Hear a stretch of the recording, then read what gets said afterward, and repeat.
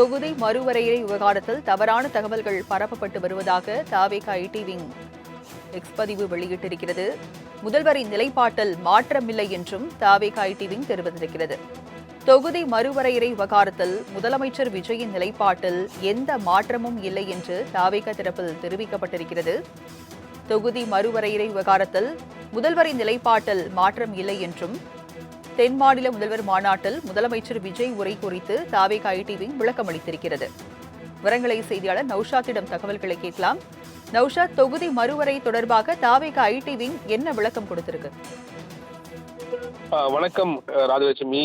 இன்று மாமல்லபுரத்தில் 31வது தென்மண்டல குழு கூட்டத்தில் முதலமைச்சர்கள் ஆற்றப்பட்ட உரையில் மக்கள் தொகை கட்டுப்பாட்டில் வெற்றி பெற்ற தென் மாநிலங்களின் தற்போதைய பிரதிநிதித்துவத்தை பாதுகாக்கும் பரந்த தொலைநோக்கு கருத்தை தெரிவித்தார். தமிழ்நாடு சட்டமன்றத்தில் 12/8/2020 அன்று நிறைவேற்றப்பட்ட தீர்மானம் இதனை செயல் வடிவில் கூறுகிறது.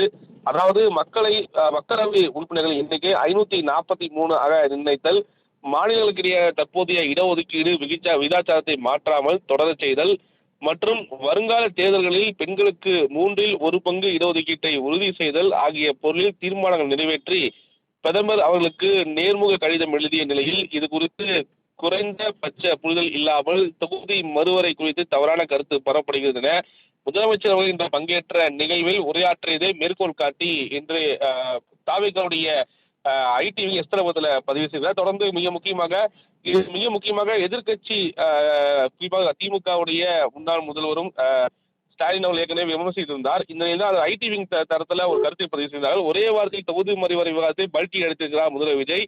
தொகுதி மறுசீரமைப்பை ஆதரிப்பவர்கள் தமிழ்நாட்டில் எட்டப்பவர்கள் என ராகுல் காந்தி கூறியது இவரை தானா?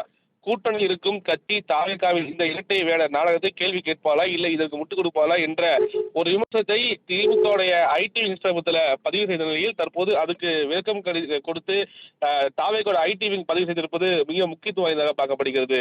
ராஜலட்சுமி, விவரங்களுக்கு நன்றி நௌஷாத்.